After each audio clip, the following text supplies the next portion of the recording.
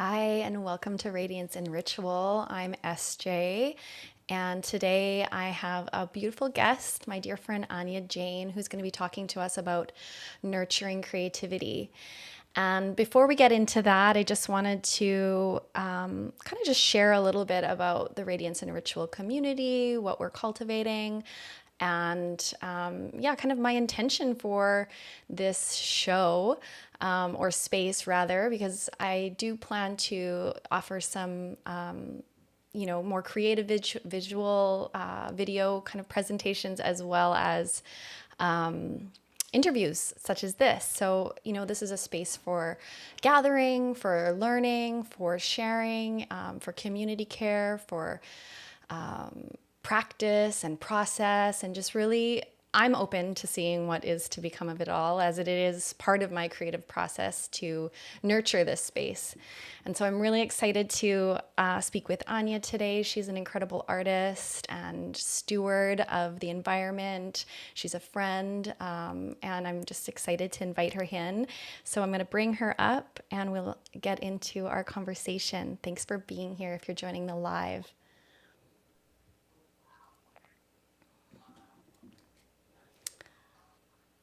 Hi. Hi, welcome. So nice to see you. Thank you so much for being here. Yeah, thank you for inviting me to talk about a Yeah. topic that I am so passionate about. Oh, good. Yeah. When I think of, creativity and just your devotion to it, I just, you came to mind as someone I definitely wanted to speak to about it, as I know you also like weave in, staying connected to nature, to source, to your practice, to the sacred. And so, yeah, just really am excited to hear what you have to share. But first, maybe you could just introduce yourself, tell us a little bit about what you're doing right now with your art and where you're at in your creative process, where you're living. I would just love to introduce you to the audience. Yeah, hi. Yeah, I am an artist and I live on Bowen Island, which is a really new thing for me. I was born in the UK, and the last 10 years before I moved to Vancouver 5 years ago, I lived in London. And I have always really been connected to the ocean. And I went to university in Brighton by the sea. And when I moved to London, it was definitely for my textile career. I used to be a textile artist. Um, and I loved it. I was in my early 20s and I loved music and culture and art. And it was a really great time. But towards the end, probably the last 5 years, I was just craving more nature and wilderness.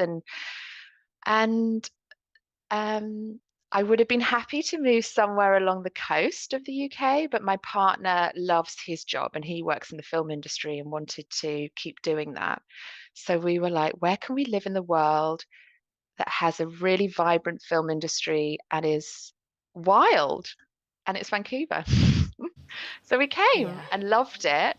Yeah. And I just loved kayaking and hiking and ski touring the beautiful wilderness around here. And I was I started creating these little illustrations of all the places that I found and did little markets, and it was started off so small and people loved it and bought my artwork. And then fast forward 5 years and it's become a really successful business. Um, and and now I'm on Bowen Island and I am wanting to sort of weave so many different things. And I it's funny because the business happened so organically and I had no expectation. It was just one step in front of the other. And I'm doing the same thing with this. And I'm not sure exactly what it's going to look like, but I really want to share all of the tools that I've learned I want to give back to nature. I want to create a sacred space and teach others how to live in a more harmonious way, connected to nature. I'm building a permaculture garden. That's another passion of mine. So I don't know. Yeah, we'll see what's going to happen. But from doing the Kundalini course at Dharma Temple, I would love to interweave that. That's really given me confidence to hold space on a spiritual level. So there's lots of little moving parts, but yeah, we'll see. It hasn't, it's being created at the moment. Love it. I feel like so much of what you shared resonates. Like, I really connect to just what you want to create now and being really open to how it unfolds. I think by nature, it's our birthright to be, we are creative, right? And I think just opening, like having a vision, but not really being so like linear in the steps and like this is what it's going to be, and just really allowing and putting yourself in alignment with your values and what you love. And of course, by way of inspiration and connection and nurturing practices, of course, then it unfolds in the exact perfect way. So I'm really excited to see what comes of this weaving, and I know it's going to be magical. I Yeah, it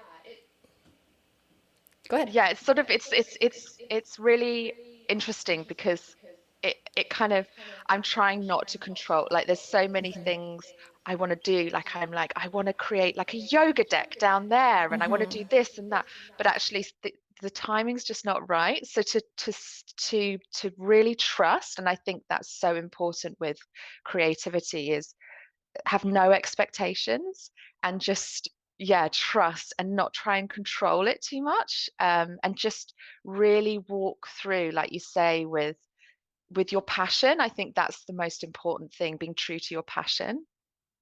And things will evolve in a really beautiful way, and it's kind of, I think, just witnessing the growth of the business. If I had been in London and had this idea of what I was going to do, I would never have imagined in my wildest dreams I'd be sitting here on this incredible island in the middle of a fjord, uh, looking at the ocean.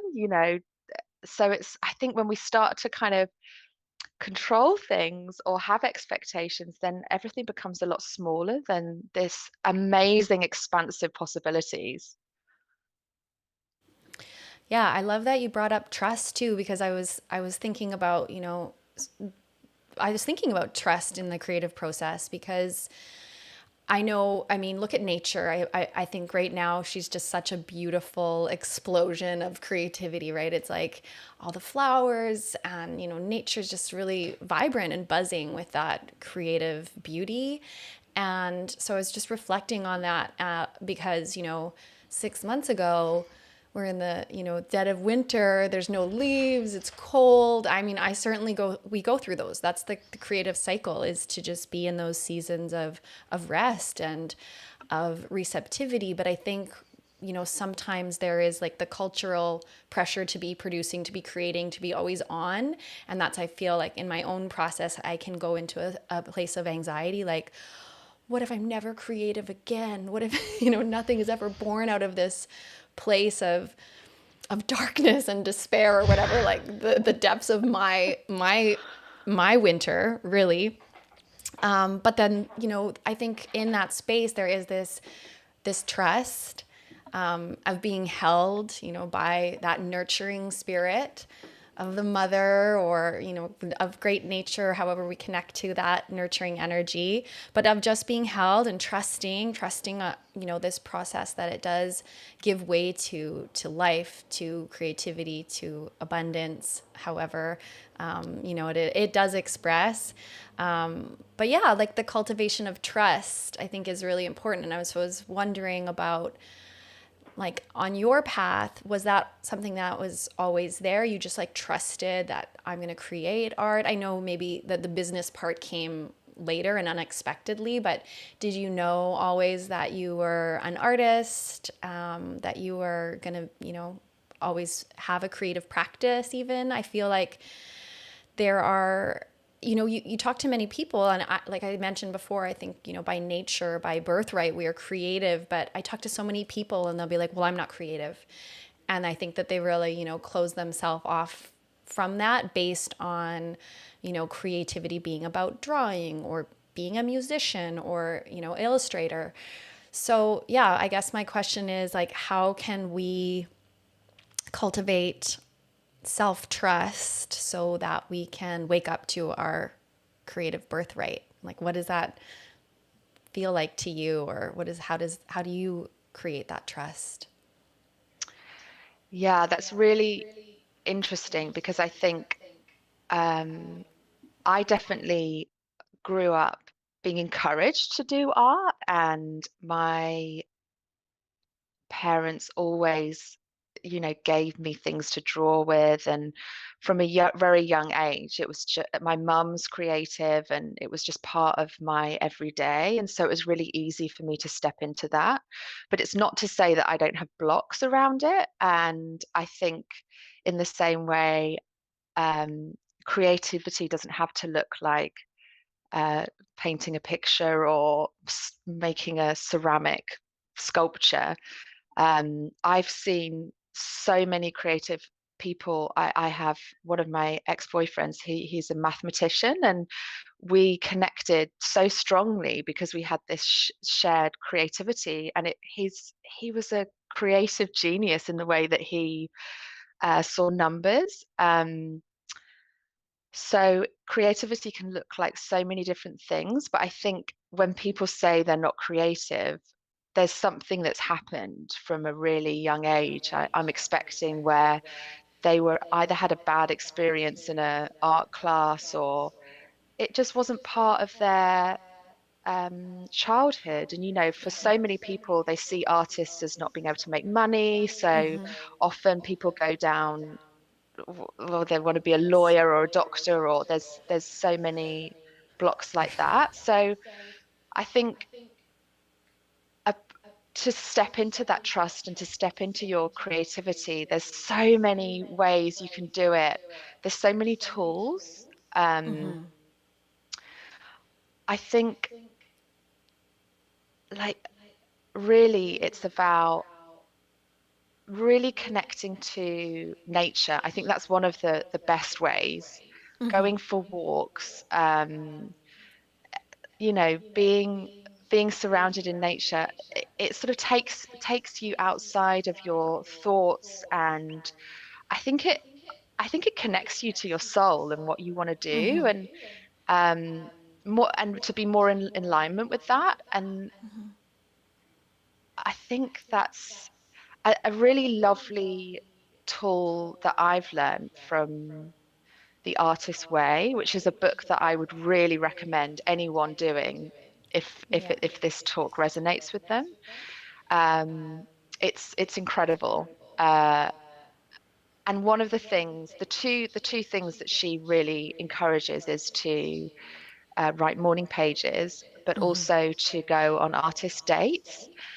And you need to be doing this every week, and you set aside a couple of hours or an afternoon or even a day. Um, and you create a really sacred solo adventure. And I think, and it has to be fun as well, because I think when you're in that space, you're sort of in flow. So if you go and you do something, and it can be anything at all, maybe learn something new, like a musical instrument. Even if you don't think you're musical, try learning a musical instrument, or even just taking some pens and pencils and going and drawing something. Because I think the expectation is with art that it has to, your people are comparing themselves to the greats. And I think there's something really special that happens if you just, you imagine yourself as a little tree, like growing out from the ground. You're not going to be this gigantic, beautiful, massive tree when you first start. And so I think taking away that kind of ego side of it, that it's got to look amazing, Yeah. just playing with a pencil, and maybe it doesn't even have to be lines, it can just be sketches, and seeing how that feels. Or creativity is so much about new ideas, and I think when you do something in your artist state that is new, it forms a different kind of way of thinking, and that is creativity. Yeah. Beautiful. Yeah. I love the artist. I mean, I have not completed the artist way. I'm a few weeks in actually. I've just started and started in like committing to it. I've taken on the like heard of other friends doing artist way and oh, morning pages. That sounds really great. I'm going to give it a shot, but not had the consistency because and I think that's another thing that we can go into around creativity too, because sometimes I don't necessarily want to do anything very structured. Yeah. And so when I have like a specific time that I'm supposed to show up and it's for these specific pages, like I really struggled with it being three or on some days I'm like, oh, I only feel like writing a page and a half, or some days I'll write five, or but I think that there is something about that magic number and why the process works. But I felt it to be so helpful for dumping the brain out and getting, sometimes I will write about my dreams and, that's such a creative space. So I found that to be really beneficial. The artist dates are also, again, this is something that I have dipped my toe in as a practice, but really haven't committed to until more recently. And I've been really enjoying it. I mean, I live in the city, so we were just talking before we actually got on the call here, Anya and I, about yeah, just being in the city, being on an island, and how nature's all around us. We are nature, right? And so I think one of the things that I love to do living in the city to connect to nature is just to walk around different neighborhoods, see what people are growing. There's so many beautiful flowers, as I mentioned. So I even love like looking at, different homes. We in Vancouver, we have so many beautiful heritage homes. Some of them are painted in different ways. So that can be just a beautiful way to transport myself to not seeing all the same houses all the time. And I don't know, there's something about yeah, just going to a different neighborhood, getting a coffee, sitting outside, feeling the sun, looking at people's outfits. Like it is truly like yeah, just an exploration of a new space. And I think in the newness, like you're saying, is that there's new potential for our those creative wires to ignite and something can come out of it. So I really love I love that the concept of the artist dates and making space for ourselves like that, and being devoted to it, right? And really showing up for yourself. I really like the way that Julia Cameron writes that in the book. Like, you know, it's for you. It's not meant to for anyone else. No one needs to know where you're going, and you don't need to post it on Instagram. It's really just to allow yourself to be in that space of inspiration, fill your own cup. Yeah, that's it as well, isn't it? Because I think if we're constantly in production mode and doing, and it's in these sort of spaces of time alone, or like you say, when you're, I mean, I'm actually really jealous of people being in the city for spring, because Vancouver is stunning for spring. The blossoms, like walking down a pathway with just covered in blossoms. I mean, such inspiration just from that, isn't it? And it's in these spaces that you can have some receptivity and get inspired to think in a new way. Because I think when we're just doing and trying to be productive, um, there's not space for that. And I think when you the other thing that's so good about Artist Day is it's treating yourself, and it's, your artist, I think that's the thing, that the creative side of you is so vulnerable. And I think especially if you have been told that you're not very good at drawing, or you can't make money being an artist, or I think there's something that about your little child, it's been kind of shut down, and so you need to kind of tease it out and Yeah. treat it and do nice things for yourself. Yeah. And I know for me, something that I had to really work on with the artist dates was taking like half a day off in the week. I just felt I felt guilty about it. Creating that space for myself, and um, yeah, so there's all these kind of interesting things that happen when you um, give yourself that time, like notice what comes up for you if you think you're too busy, or yeah. Yeah.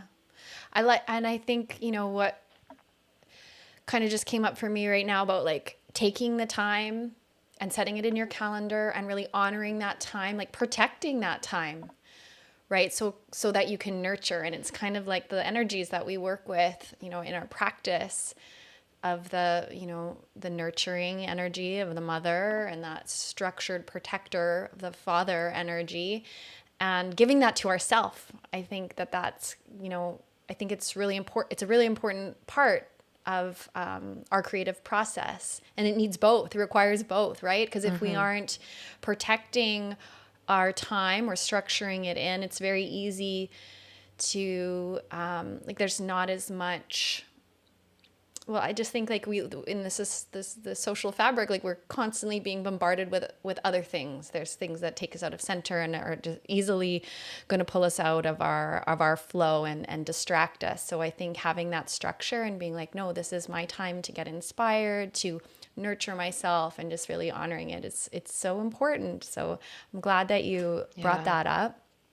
Another thing that you shared about on your artist dates, which is something that I never considered an artist date, but I really loved it.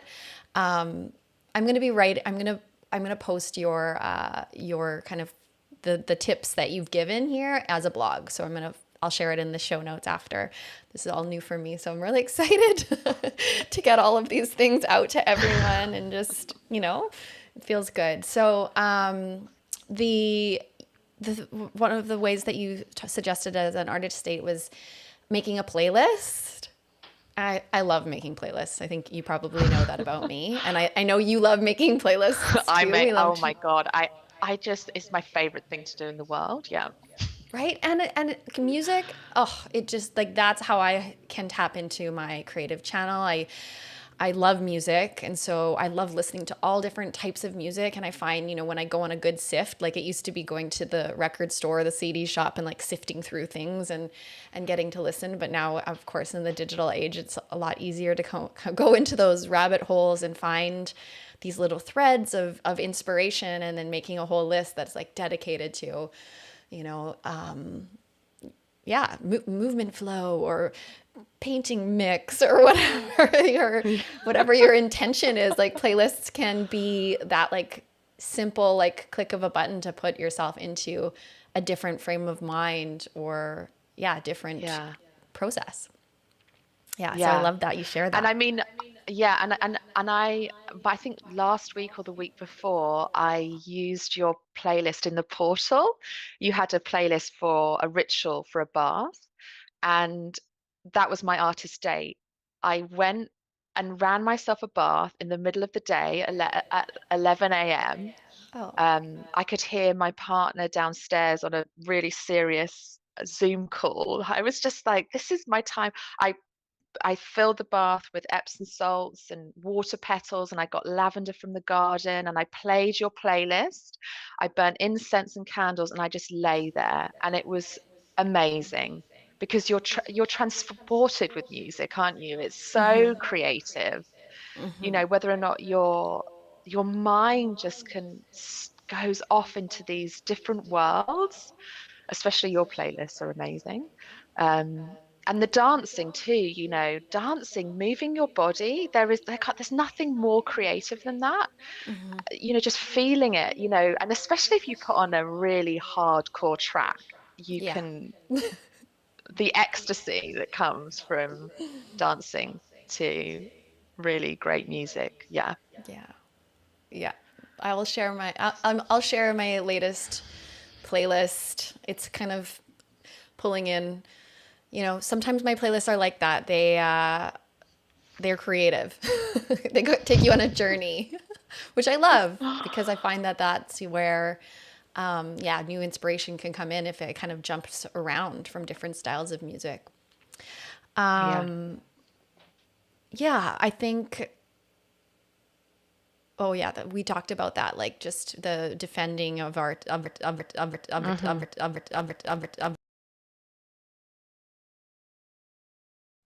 a digital detox, Yeah. which which I felt was really interesting the way that you shared it, because when I think about digital detox or media detox, maybe you called it, I think obviously it's like phone, no TV, no phone, and just trying to get quiet. But you also said like no books, or Yeah. which I was like, oh, I that's kind of, it's know. like more like Vipassana almost, like really quiet, and then seeing like who am I really sitting Well, with here? yeah, I mean, I think the reading thing is really hard, isn't it? Because I know for myself, I love reading. I love reading books. I love getting into bed really early and just having an amazing book and reading that. But it fills our mind with characters or information. And even though it is so important that we I mean, reading is so important. I think it's expanded my life so much, but I think there is time where we just need to sort of shut everything down. And even though it can be really valuable, because you see things like social media, Facebook, Instagram, a lot of that is toxic. But reading, has such positive kind of I see that in such a positive way, but it's still information. And Yeah. it's incredible when you do a week of uh digital or media. Yeah, maybe I should call it something else. But this the quietness that comes from that. And sometimes you're just sitting there like, what the hell am I going to do? You just sort of, Yeah. maybe I'm just going to sit here and stare into space. And there's so much value to that, because I think to be bored, I think is really important to creativity. I think that comes hand Yeah. in hand. When I think about my childhood and how I see children now, um, for us, seriously, every single day that we were growing up, my mum would throw us out of the back door into the garden, and we would just have to entertain ourselves. Yeah. And there was no like play dates or bouncy castle things, or like we didn't even I think we went swimming maybe, but that was it. It was very quiet. And within that, you create these worlds. Like we made little fairy castles and found Yeah. so many things to do. So I think in boredom comes amazing creativity, but Yeah. that's really scary, and it's even more scary these days, isn't it? Yeah, and I feel like it can be really uncomfortable, which is why I think folks constantly distract themselves. We don't really, necessarily allow ourselves to get into that space of like, oh, there's nothing else here. What am I going to do with that space, right? And into that space, you create something to do, right? So Yeah. so I think it's really important, the finding stillness, the stripping back, the yeah, just annihilation of distraction completely for a period of time. I know we live busy lives, and for many of us we need to have our phones on us for whatever reason, but yeah, just more consciousness around it. And I think Yeah. structuring in these longer periods of stillness and quiet, so that you can really allow for what might be brewing beneath the surface, rather than just saying, well, I'm not creative, I have no creative ideas, I'm blocked.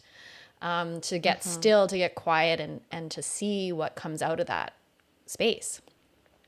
Yeah, and there's also loads of interesting ways that you can do it, even if your work, everyone's work is different, and there's different boundaries. But I mean, even if it means that you have to take a holiday to do it, or for me, I worked it and I structured it that I just had a holiday reminder on my emails, so I didn't check emails Yeah, saying that I was busy on a project, whatever. You can be creative in that. How absolutely. I mean, sometimes it's impossible, like you need your phone, but there are ways that you can stop things coming in. And for me, I've got no self-control, so I delete everything from my phone. I mean, I do that with Instagram all the time because Instagram's important for my business. Yeah. But I know what isn't helpful. And one of the key things for me is Instagram isn't good for me, and Yeah. but it's so important for my business. So I em employ someone to do my Instagram, or it's just like notice the things that are filling up your time. And how do you feel when you come off them? Like, do you feel inspired, Right. or do you feel really shit about yourself? Yeah. Like, Yeah. and then that's the answer, isn't it? Right. Yeah, I feel that. I mean, Instagram, the original purpose or reason why I started using that as a medium, because it was something new and a way to showcase photography. And I had come from Flickr, which was more about like going on photo walks with your friends and taking photos and putting them up there and connecting with people over the world over like the tags on your photos. So I thought it was similar to that. And then of course it's become a completely different thing now, and it's quite noisy. I mean, there's still a lot of creativity there and there's so much education and whatnot, but like you said, it can be quite toxic. And I think by nature, it's designed to suck our attention. So, I think by removing it, it can really lend to freeing up more creative capacity. And that's part of the reason why I created the Radiance and Ritual portal, because I still wanted to have conversations. I still wanted to like share Mm. pictures with my community and hear about what's inspiring us. But I just didn't want to do it into, a portal of tens of millions of people. Like I'm billions. Like I have no idea. Like you open it up and it can get sucked any which way. So yeah, I think Instagram, I mean, this is kind of a sidebar conversation, but yeah, eliminating distraction and coming back to self and sitting within that stillness, then you'll, rather than being so influenced by creating because like this is what's on the feed or this is what's trending, maybe you'll have some creative ideas and maybe you choose to share them on Instagram at another time. But I think just finding that place of quiet where you can discern what is creatively authentic to you is really important. Yeah, 100%. Yeah. It's a good one. It's such a powerful one. Yeah. Yeah. And then you listed making the mundane sacred as a tool for nurturing creativity. So, can you share what that looks like?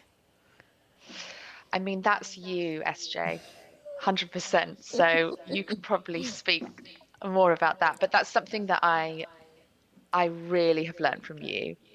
And I think, when I think of humans and how awful some of us are sometimes, but one thing that we're amazing at is making things beautiful.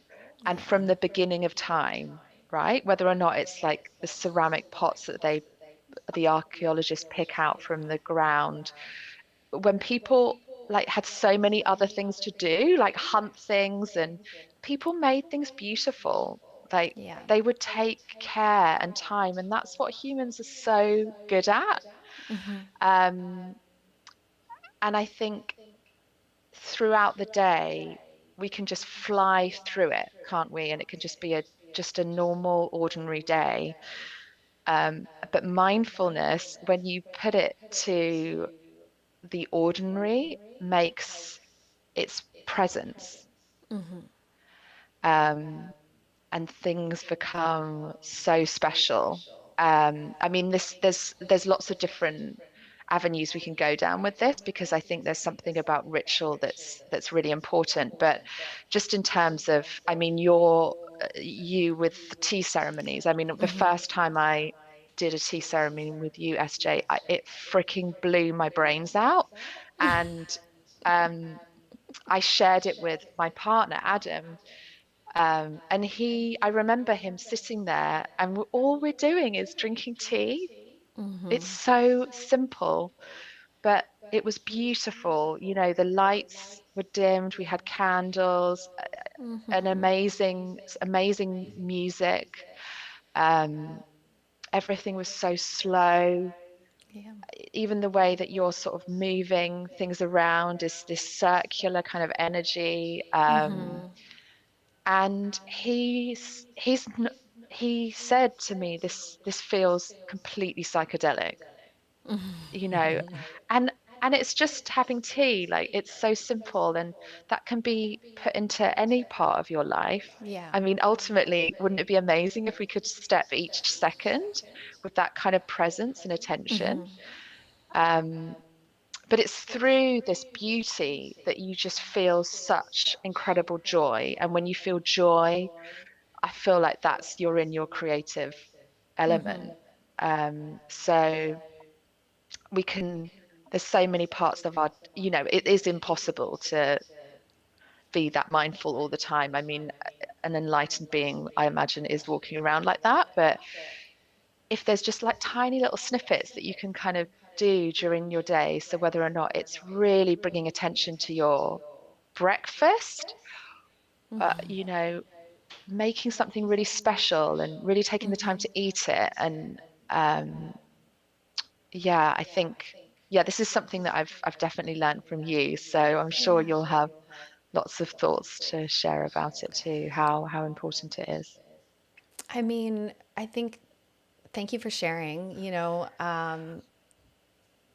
Something so simple, something so mundane. I think, even with speaking about tea, like one of the pieces of tea ceremony is largely cleaning.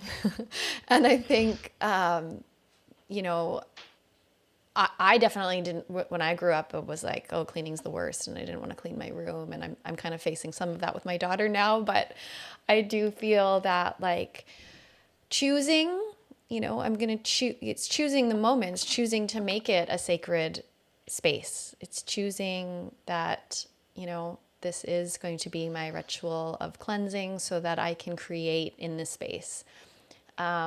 So yeah, I think choice has a lot to do with, just witnessing the moment.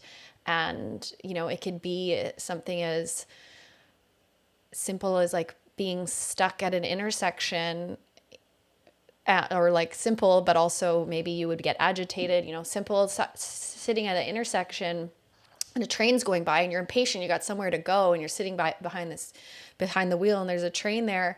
I just remember watching this film once about, it was a black and white film, and it was just a short film, and I think it was just a train going by and the sound, and it was so beautiful, like visually beautiful. But it was like in those moments when I'm sitting there doing something super mundane, like driving my car stuck in traffic, and how can I choose to be a little bit more mindful and look for the beauty within it? Yeah, and that takes practice. I mean, it's not, especially if you're noticing like the triggers of agitation or frustration, but I think there is something to everything is, like you spoke about your ex-boyfriend's mathematical brain, like what kind of mind creates a locomotive? Like there's so much like creativity all around us if we can just slow ourselves down and center ourselves and witness it as such, and then we can step into the sacred, I think, transcend the mundaneness of sitting behind the wheel in traffic, and make it something sacred. Yeah, Yeah. because it's what there's something about us, isn't it, that just chooses to decorate and adorn Yeah. as well. I think is really interesting when you look at like really like tribal people, or people that are living in the Amazon that haven't been I think there was something about, I think I read the other day about a tribe in the Congo, and this was pre, oh God, I don't know what date it was, but it was when um, the Belgians kind of went colonized Okay. Congo, and everyone was like, these people are savages, and they found that the people that were living in the jungle were wearing the most incredible clothes.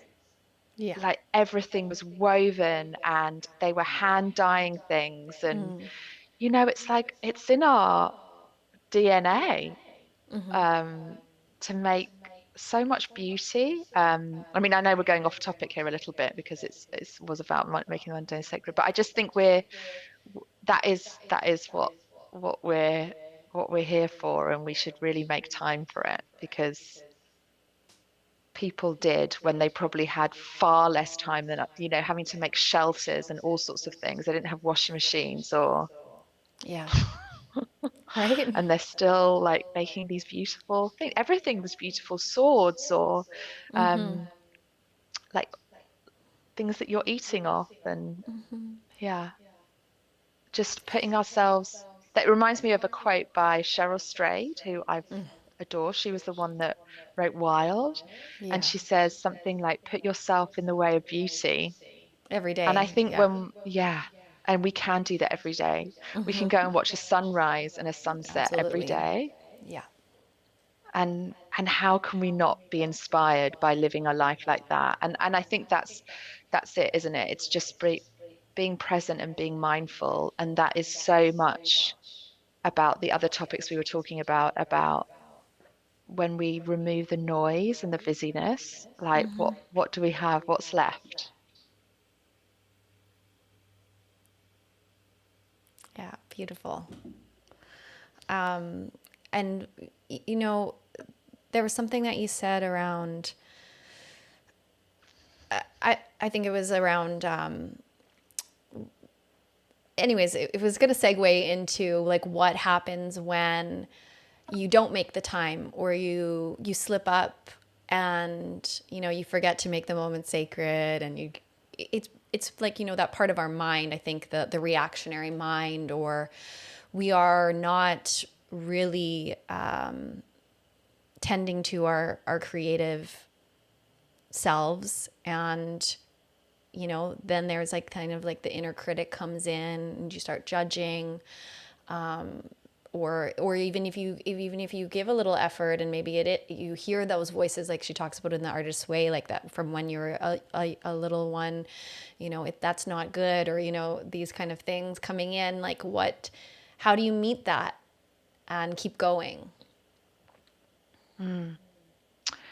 Yeah, I mean, these voices are just everywhere. And I mean, even me, like me, I was, when you invited me to do this and before I sat down, I felt a little bit like you have imposter syndrome, even Yeah. though this is something that I feel so passionate about and I know so much about, but I'm still like, oh, well, who's going to want to listen to me talk about this?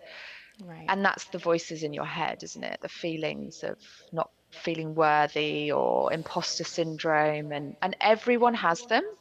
And we have to notice it and be kind to them as well, Yeah. like know that it's totally normal to feel fear. I think it's very human to feel the fear, but I think we have to like step into it, Yeah. N- act even when we have those little voices in our head going, oh, what gives you the right to stand up and say all this? And I think when we hear them and we're kind to ourselves, don't try and it varies, doesn't it? And there's different stages in our life. If you're going through, like, maybe you're suffering from depression or anxiety, those negative voices can really take hold, and Yeah. you can go round and round in a little hamster wheel with them. So it depends on the levels of those. I know for one of my friends at the moment, she had debilitating anxiety that was making her really, really ill. And she um, did EFT with a therapist, and she's anxiety free. And this is just blows my mind because every single day she had thoughts of not feeling good enough. Yeah. Um, but so that's a really great option for if those negative voices have kind of taken over. Yeah. But if they're just a little bit here and there, you can see them and you can hold them in kindness and not try and push them away and say, thank you for looking after me, but I I don't don't need need you you. right now. Yeah. Yeah. And replace it with something that's positive. I'm good enough. Right. And I know this is another thing that the Artist Way does, which I think is incredible. And there's a lot of the Artist Way where you'll be reading it and actually just going, "Oh my God, I can't believe she wants me to do this," or it sort of does really push you. And she always gives, every week she gives you tools and things to do. And one of them, because I'm doing it the second time round, and one of the tools last week was, and I said to myself, because sometimes I don't do them all, but this last week I said, I'm going to do them all, even though I think that some of them are ridiculous. And one of them was I had to write a letter to myself and post it. They must have thought I was mad in Bowen Island because it's so freaking small, this place, and everyone knows each other. And I'm handing in this letter, and I literally get it an hour later. And this and this letter was, "Oh, you're amazing," and you pull up things that people have said to you that are really incredible. And if you've got good friends in your life, then your friends tell you really lovely things, and you should write them down. And you write them in a letter, Yeah. and then you post yourself this letter and you get it, and it's just all the good things about yourself, which everyone's amazing. And so I think we can we can see the voices. And I think Julia Cameron talks about her negative voice as being Nigel, a really flamboyant gay interior designer from Britain who nothing is ever good enough. It's just like, that is just, and Julia Cameron gets it, and she's a screenwriter. She's done incredible films, and she has imposter syndrome. And Nigel comes in and tells her, maybe you've written something good that's won an Oscar, but not this time. Not What this is time, this? yeah. This is garbage. And you see it, and you Yeah. hold it, and you hold it in compassion, and then you say, thank you, Nigel, but right now, Yeah. I don't need you. So I think the journaling really helps because sometimes these voices are like ticking over all the time, and you don't even notice, and they're just in your Right. mind. But if you're journaling, you see them, and you can kind of work with it, and you can see where your blocks are and perhaps where they've come from as well. Yeah. And know that fear is always going to be part of the human experience. It's just walking alongside it and seeing it and holding it in compassion and kindness, I think, is really important. And I think if you feel fear, that is a time that you obviously don't step out into the middle of the road. But when it comes to fear surrounding doing things like this, or I think that's the time to do it. Yeah. and and know that every single human being feels the same. Right. Yeah. And I think around kindness too, like some of those voices, like we were talking about earlier, just hearing them as a child, from a teacher or even a classmate, right? Those voices, it's like the subconscious mind is like Velcro, right? Every negative thing anyone's ever said to you, it just sticks right there. And I really love that practice that you said of writing down when a friend compliments you or someone that you love shares something good about you. We should write those things down to have reference material, because our mind really grips to those, those negative things. And I think, when we're relating to kindness and nurturing is to do that, trace it back, like through maybe journaling, like, why do I feel like this? Why do I feel like I can't draw, or whatever the thing is that we want, how we want to express, and doing that a little bit of self-inquiry and journaling around it. Usually we can track it back to that first thread of when, well, my teacher told me I couldn't draw as good as so and so. Hopefully, like, teachers have it together enough now where they're not. We know some good teachers, so I know that things have really shifted in that way. Yeah, I just think, like, acknowledging where we were and perhaps what we needed in that moment and didn't get, and then being able to offer ourselves that now, like in the way of love, and oh, I see you. I see that really hurt your feelings. I see that you just wanted to express yourself, and drawing isn't about perfection. Like, just riffing, I guess, to your inner child about how that they can nurture that creativity so it feels safe for them to express. And so much of it is around, I think our innate creativity, it does really connect us into our inner child, which, we're every age that we've ever been. And so there's so much creativity that is still probably there for us to express and to tap into. But, just when you were talking about earlier about going for a walk in the springtime and all the blossoms and, building fairylands in the backyard, like, that's how I feel like when I'm on these artist states, or when I do take the time to place myself in the way of beauty, it's so easy to tap into that wonderment. It's so easy to let to just be in awe, and it not having to really do anything, but like inspiration then comes. Like, maybe I want to write a poem about the blossoms, or capture it in a photograph, or paint it, or whatever, or write about it, But yeah, I think, like, nurturing, that's where I think nurturing and creativity, like, they kind of go, there's something that goes hand in hand there, because I think our inner children, like, children are by nature creative. Like, you take a child to the beach, like, they run out of the car if you've drove there, or run onto the beach into the sand, and they're just immediately building, like, they're building castles and walkways and picking up and gathering things and creating sculpture and lands, and, like, that's an artist, right? Like, you're making art with life, and with pure presence, right? It's play. And, like, you take an adult to the beach, and they're like, well, I got to get my cooler and my sun hat. Like, I know. I was actually talking to my partner about this before I was doing the talk, because I've got my ideas about this, but I was interested to see what he was saying about, ways of nurturing creativity. And he now works in the film industry, but he used to lecture at Bournemouth University, and doing animation and film, and he taught many people. It's a really good course. And I was like, how did you teach your students? And they were all in their 20s, so not children. And he said to me, I would like, how did it feel? What did you really love when you were a child?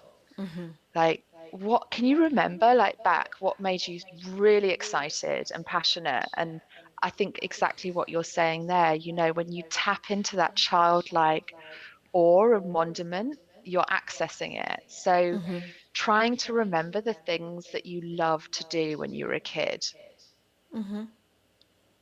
yeah.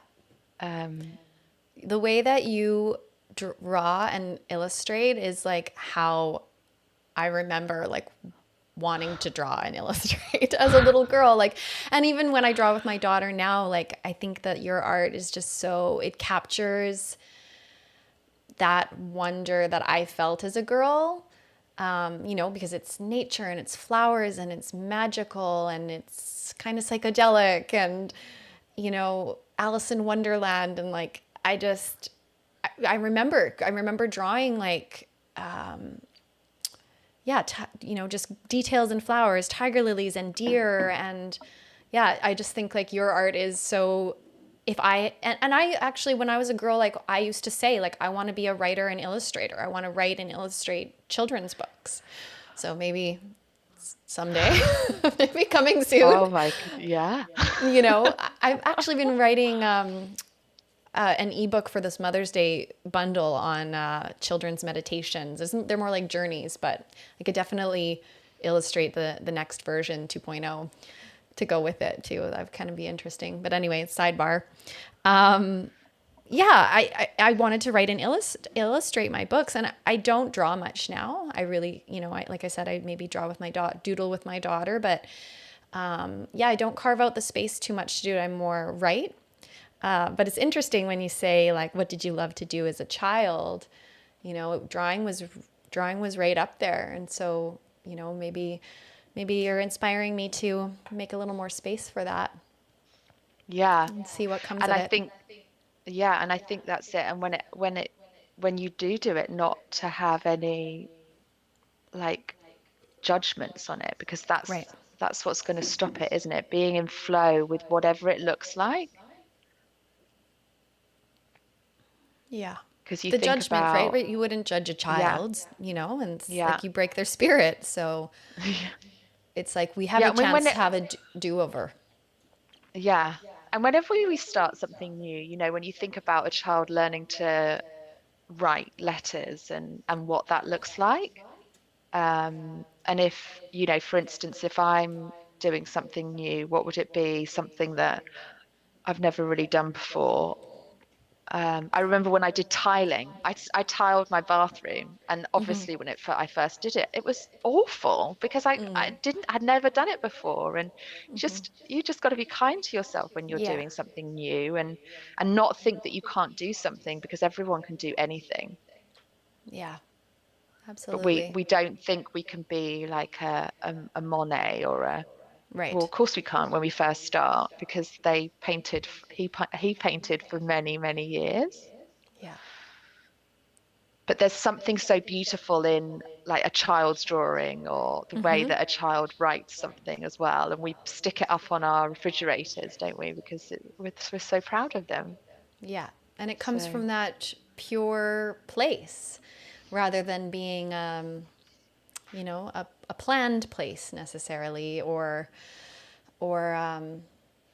yeah, it's just much more from that, for the joy of it, right? I'm going to make mom a picture, or yeah, whatever the medium is. But I think, yeah, getting stuck because of fear or, judging ourselves and then just never starting like that, I think is a big block for folks, wanting to tap into our innate creativity, but then kind of limiting the process before it's even begun. But that's where I think, just recognizing, like, by nature, we do have these periods of rest, and even intaking information. Maybe you have read some good books or seen some, beautiful artwork or whatever. And I think it's okay to rest and digest and synthesize new information so that something new can come out of it.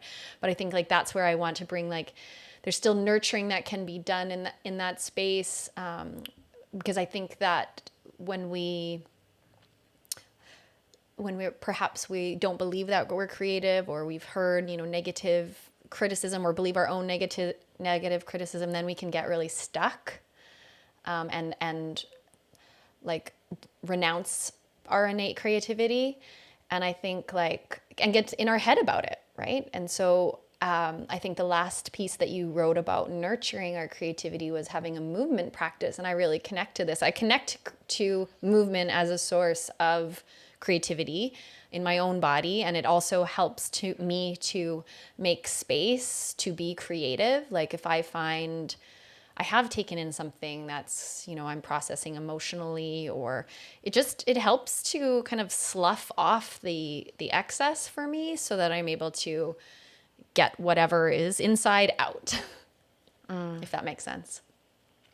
yeah, I mean, I always remember you talking about this, in especially when you do Kundalini, because it is so much a kind of shaking, or like twist, repetitive movements. But Yeah. anything, like I went for a run this morning, and the vibrations of like your feet hitting the ground, and it's literally physically just you can feel it. You can feel how much lighter you feel. I mean, it doesn't have to be a run, it can be a walk, it can be yoga, but I know, like, sometimes I wake up in the morning and I I've got a pretty active mind and Yeah. a lot of energy, and I need to shake it all off first before I can sit and meditate, because it's just too noisy and I've got too much kind of energy to kind of get through. But I think with the movement-based practice, especially if you can do it in nature, you're just in your body. Yeah. And I think blocked creatives are cerebral beings, like they're just in their heads so much, and there's no action. There's maybe a lot of fear or procrastination or thought, but if you're in your body and if you get into your body every day, you have so much less of that. um you just really feel your feet and your I think what's so good about being in nature is that you can really, it's incredibly grounding, and walking is especially grounding. And to be creative, to have things come into fruition, you need to be grounded and rooted into the earth. Yeah.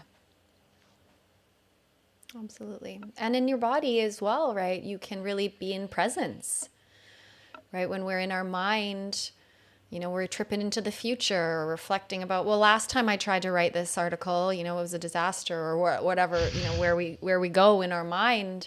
But when we get into the body, then we can really allow for what is meant to flow from us to emerge, right? When we're not present, then we're looking for a way out, to to escape what it is that we're feeling rather than a means to express it.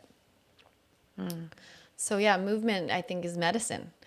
And I love that, doing movement in nature, I think, because that's another, I think it's a really important key to remembering that, creativity isn't perfection, is to go outside and be in nature. And like, nature is not perfect by any, I mean, it's perfectly imperfect, right? You have the gnarls of the trees and this stick, this part of nature is decaying over here. And I just think there's beauty in it all, right? And so to denounce our work, or think it is any less than or good enough because we're comparing it to Monet or whatever, it's just like really a disservice to our soul's call to express, Yeah. in whatever ways we are here to create in. And I think there's so many ways, creating in the kitchen with our food, creating in our communication. I think that's a really important part of my work, is to kind of pull back from when I am feeling reactionary, and center myself and ground. And then, because I think like the non-creative way is to just respond out of reaction, respond out of the pattern, or the condition, or whatever, whatever I'm facing, and I'm feeling angry, frustrated, triggered, essentially, to take that step back, find presence, find grounding, and then, ask, my higher self, like, how can I communicate with creatively in this moment so that I can serve the situation, so that I can be heard, so that I can express myself with clarity and with love. So I think there's so many ways that we can bring creativity into how we relate to, relate in relationships as well within our environment, and to, actually creating art as well. So, Yeah. yeah. And the thing is, beautiful things will happen when you're in this space, and it doesn't. Yeah, that's the thing about expectations, is just not having none of them. Like, Yeah. just just doing it for the sake of doing it. Yeah. Creating for the sake of creativity. That's Yeah. the flow time, right? That's the Yeah. structuring the time too. Yeah, maybe just we'll close up in a moment, but maybe even thinking about that. Like, I was thinking about kind of creativity for me coming from a place of like conscious will. Like, I'm going to do something with this energy, rather than it being like my pattern energy, just kind of throwing it wherever. I was just reflecting on it as being more like conscious will, but I also think that there's something to be said around like cultivating a discipline or a devotion, to building a skill. Like, Yes, I think that's really, yeah, I agree. yeah, like what does that, I think with when we do commit to, a Mm. practice and we're learning and refining that practice, I think the more that we can, master the form, for lack of a better phrase, the more we can kind of flow within that form. Does that make sense? Well, I think it's really interesting because they're two energies, aren't they? And I actually Yeah. wanted to speak of another point that you talked about because f- when I took the training with you and Tiaga Prem, what was so incredible about it, I think that you are the divine feminine and Tiaga Prem is the divine masculine, um, and that doesn't have to look like that for it just so happens that you're male and female, but Yeah. you can have that that can be in a different form. But there's this flow and this creativity is feminine and it's moving and it's just beauty and expansive and but like craft and it takes like rigor and structure and turning up for yourself every day and practice and yeah you can't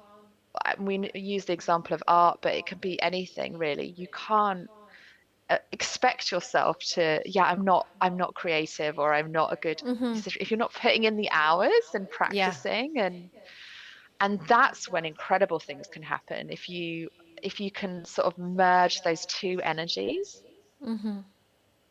Yeah. Yeah. Yeah. And have that a harmonious relationship with them both, right? Yeah. Yeah. I love that. And I think Yeah. all the ways that you shared in order to, nurture ourselves through this process are going to be, really helpful to anyone tuning into this talk. Yeah. And yeah, I would love if anyone's watching live. I've never, haven't seen. I saw one comment come up that they love the artist way, which yeah, I would love to do it in a group. You mentioned that to me before, that you found it really Yes. powerful to do in a group, and I could definitely see how accountability could be helpful, and also just to riff on the Yeah. creative process, our creative process, because I'm sure although unique to the individual, there are certainly like the overlaps when you come into the blocks and the fears and things like that. So I would love to, explore maybe setting up a group, maybe through the summer or the fall or something like that. And would love to have you be a part of that if you feel, Yeah. I think yeah, the group, I think if you are doing the artist way, 100% you need to do it in a group.